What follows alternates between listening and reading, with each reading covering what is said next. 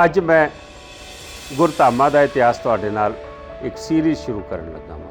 मैं सीरीज़ इस लिए कह रहा कि इन्ना लंबा इतिहास है दिल्ली सिख गुरुद्वारा कमेटी का, दिल्ली के गुरधामां का, जिहड़ा मैं समझदा कि अपने आप दे विच एक मिसाल है।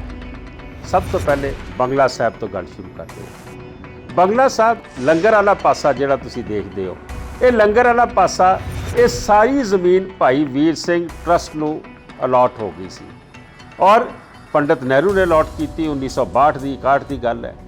लेकिन जथेदार साहब ने यह ज़मीन भाई वीर सिंह ट्रस्ट नूं नहीं जान दी। उन्हें आख्या कि गुरुद्वारा बंगला साहब और दिल्ली के गुरधामां जिस तरीके नाल संगत का रुझान और संगत की आमद वधदी पई है, ये ज़मीन मैनूं चाहीदी है।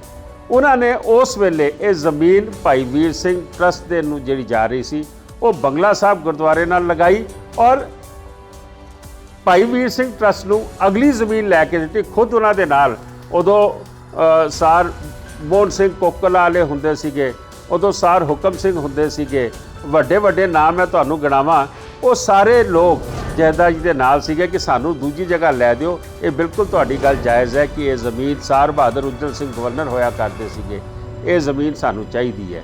मैं समझदा कि शुरुआत बंगला साहब की उत्थों हुंदी है और उस तो बाद 1968 1968 अगे राजा जय सिंह मार्ग जाती सी, जिथे आपां चरण धोने आ ना, इत्थे स्कूटर रिक्शे टांगे इत्थे इदां खड़े हुंदे सी, गुरुद्वारे दे अंदर जाना मुश्किल सी। जोड़ा घर बड़ा छोटा जिहा साइड ते हुंदा सीगा जिथे जोड़े उतारदे सीगे। उत्थे एक माता का एक्सीडेंट हुंदा, उहदी डैथ हुंदी है।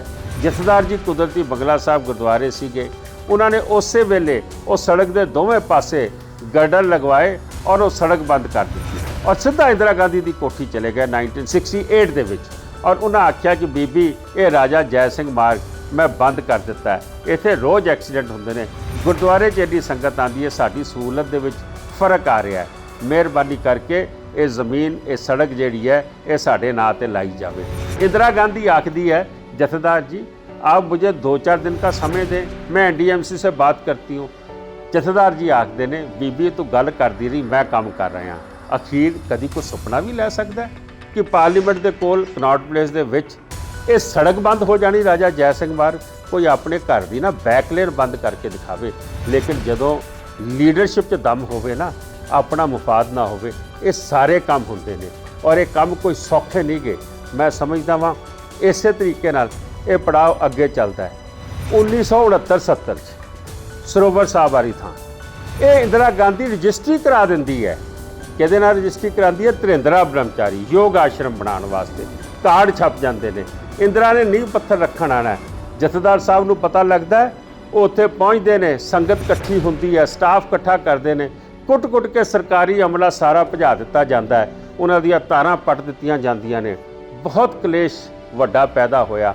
इंदिरा गांधी ने YB चौहान होम मिनिस्टर नूं भेजिया जाता है कि जाओ संतोख सिंह को बोलो ये जगह खाली कर दे, क्योंकि इंदिरा गांधी दे और उहदे रिलेशन जिहड़े धरिंद्रा ब्रह्मचारी दे बहुत नज़दीकी सी।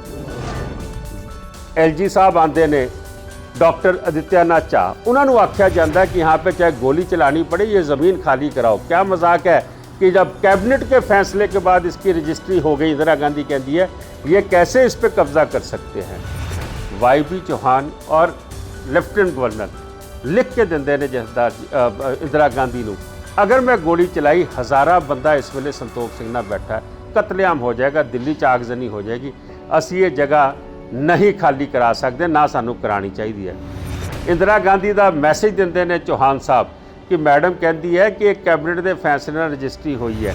जथेदार जी जवाब देंदे ने इंदिरा गांधी नूं कहो कि 1962 का महंता के नाल रजिस्ट्री हुई कैबिनेट के फैसले तो बाद मैनू टीले की ज़मीन वो जाके चैक कर लो और देखो कि जे पंडित नेहरू ने रजिस्ट्री कैंसल करके गुरु घर के नाल ये ज़मीन लाई, ये तो उहदी धी है।